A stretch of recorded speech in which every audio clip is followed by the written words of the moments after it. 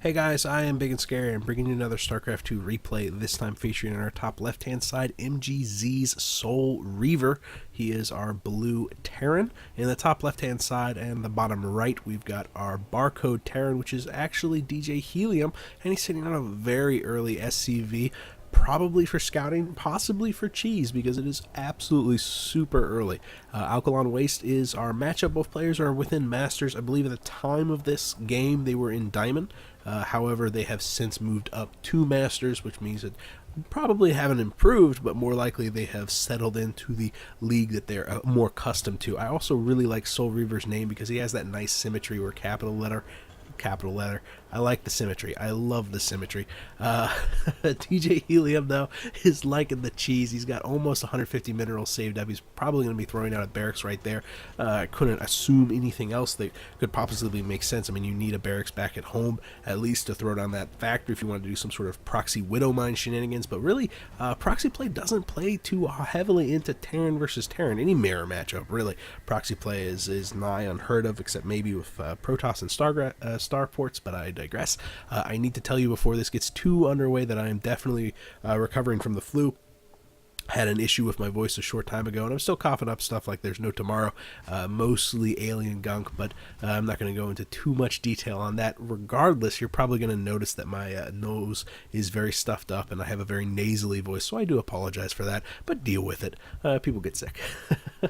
Refinery being constructed by barcode tells me that's probably going to be a Reaper if the position of the building didn't tip you off to that. I mean, think about it. The only thing that could come out of this is a Marine or a Reaper without some sort of an add-on. You get the gas for the add-on, but more likely you get the gas for the Reaper, and the Reaper can take advantage of the fact that there's a nice little hill right here, and then you can hop right up in here, and all of a sudden you're in your enemy's base, doing damage to their SCVs before they really have a chance to produce one or two Marines to actually deal with the hypermobility of that Reaper. And remember, that Reaper recovers very quickly, gets its health back, and also regenerates its health after a short period of time, doing a lot of extra damage to those Marines. In a toe-to-toe fight, Reapers definitely come out on top as long as you're microing them correctly and you don't just stand there and go into a slugfest.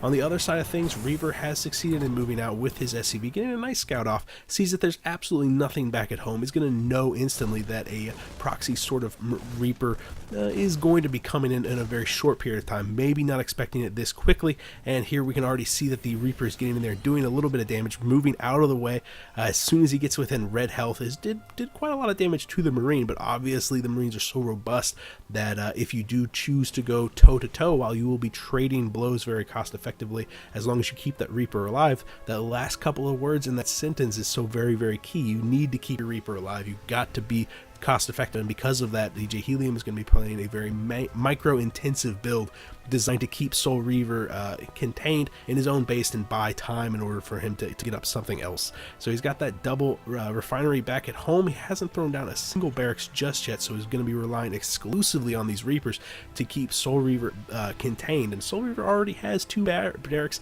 He's got that factory coming up. There is a factory being thrown down by Helium, and he is still on just one gas. So SoulReaver is not going to be being hyper aggressive anytime soon. He's not going to be getting out any super heavy tech, but he's going to be progressing along his tech path. He'll be getting out that starport sooner or later. Probably going to be throwing in a tech lab as soon as he gets enough gas for both of them. So I'm assuming that starport is going to be forthcoming in a very short period of time for SoulReaver, as he hasn't started on the tech labs necessary for any other tech.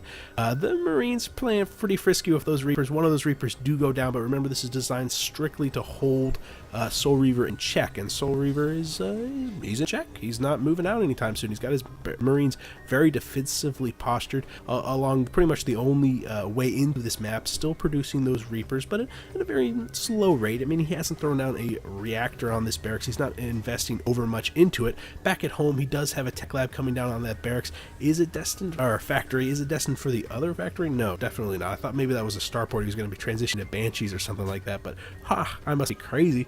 He's got a tech lab going to go for Blue Flame Hellion. He's going to be getting out a lot of Hellions, which is definitely going to help with the sudden swell of all these Marines. Not so much with the siege tank coming out of the tech lab from factory. A very very cool choice from SoulReaveR. He's going to be slow playing this, know that the cheese sort of play coming from DJHelium, while he didn't invest a ridiculous amount of minerals to it, he didn't do too much with those Reapers. In fact, I don't think he killed a single worker. No, he did not, which is really, burn his butt. I mean, he hasn't done too much with these Reapers except for scout, and he knows nothing really. He didn't really see the factory, he didn't really see the siege tank until just now. These Reapers are in for a world of hurt, one of them getting instantly melted. This barracks has really got to lift off because SoulReaveR honestly knows exactly where it is. I mean, the way that those Reapers are coming into his base, he knows exactly where it is. He's going to be able to clean it up in no time at all, and these Reapers really can't do too much to stop this force from moving out. The siege tank trundling along, accompanying those Marines, is going to be arriving, knocking at this front door, and really Reapers and Hellbats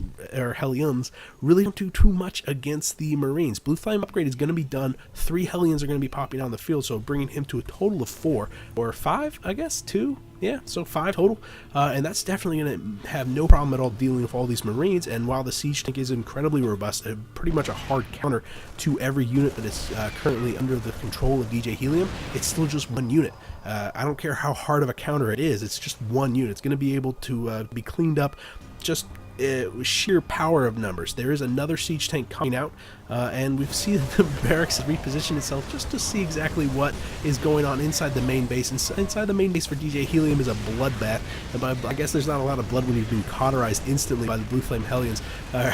Those Hellions really melted those Marines. However, 2 siege tanks are left, one of them in siege mode, and we can see just how quickly those Hellions just melt away from that siege tank. It finally gets cleaned up. However, the second siege tank in pristine health has succeeded in conquering the front door, but there's no reinforcements. There's 2 Marines on the minimap coming over here. This siege tank is going to get cleaned up eventually by all these Hellions. We can tell that they cost effectively not really trading in the favor of our DJHelium, even though he's trying a lot of clever things, having been forced to pull all of his SCV in order to clean up that siege tank. A good play.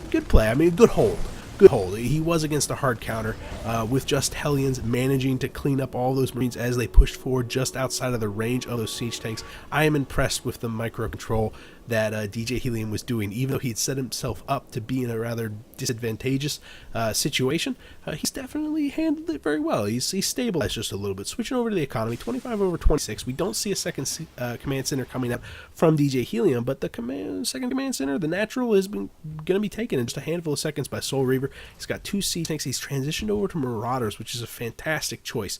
Those Marauders are going to have a hell of a time against these Hellions, as well as the Reapers that we've seen on the playing field from DJHelium. However, we've got 2 starports coming up, and what in the world could you expect to come from that? Well, just look at this gas, 700 gas. What are you going to do with all that gas? You're not going to produce just medevacs. You're going to produce Banshees. You're going to produce Ravens. Ravens would be incredible. Banshees, obviously a hard counter to this siege tanks, and Marauders do not shoot up, surprisingly, because, I mean, they're siege tanks. They should be able to, but I understand. This is really going to be cleaned up very easily by Banshees. However, he's got to wait for a very long time. He's got those tech labs on the production tab. I am still holding out for those Ravens, but the panic build is definitely much more in common to produce the Banshees, is what I'm trying to say. Good play here by Helium, actually not to go for the direct engagement with his Hellions, pulling back and going for the counter aggression, and also to clean up any of the reinforcing units. However, he does eventually have to deal with this. 4 Marauders, 2 siege tanks. This is going to make mincemeat out of anything in the home base of DJHelium. At the same time that those Marauders and siege tanks go into town, the Hellions managed to sneak in just a little bit of a gap between that supply depot as well as the barracks, and oh my goodness, now he's finally getting the drone kills he wished he got with the Reaper. The factories, which have really actually gone silent. I mean, they're only producing 1 single Hellion out of that, and at the same time we can see that the 2 Banshees managed to pop out there right whenever the starports come under fire. All of the SCVs are getting pulled. I don't know why. You leave those SCVs working back at home, or don't let them, get risked cleaning up. However, SoulReaveR letting up the LOL because all of his SCVs just got melted away. I don't know if you caught it, but he pulled his SCVs and went for the direct engagement against the Hellbat, and all 14 of them melted away. I guess as a Terran player, he's not used to dealing with Blue Flame Hellions. They're incredibly powerful and good against SCVs, I'm not going to lie. And now that the 2 Banshees are out on the field, accompanied by a fresh wave of Hellions, there's really not a lot, especially with Cloak, and plus just an extra 2 Banshees coming out for DJHelium. There's not a lot that SoulReaveR can do. Yeah, he does tap out, even though his natural was still pseudo-saturated. It was going to get cleaned up in a handful of seconds from those Hellions. I don't honestly know what the most pivotal point was. It could have been the fact that DJHelium didn't take that direct engagement right here with the Marauders and Siege Tanks trundling down. He decided to take those 7 Hellions, pull back, and then just use this chasm that's indicative of Alkaline Waste to access the other half of the map, to go for the counter-aggressive, because he's got Hellions. They're incredibly fast, and they're very, very good against SCVs and not so good against Marauders.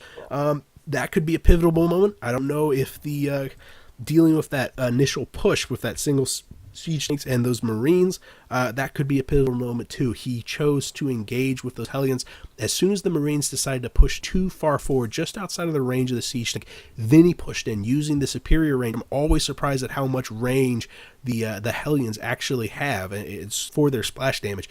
Using that superior range to actually clean up those Marines, that could have been a pivotal moment. And then you got the Banshees. The Banshees was such a great idea, and really used the one resource that he had to his advantage, just gas. He was behind on everything else. His SCVs, while it was the same number, he was down a command center, like an entire command center, so that was bad. But he knew that he had extra gas, so he knew he could transition over to something else, still holding out for those Ravens. Maybe they show up 15 minutes later as DJHelium just dismantles SoulReaVR's base, because he strikes me as the type of player to do that. Regardless, I'm feeling better now that I'm casting. I missed you guys. Feel free to leave a comment or a game that you want me to cast.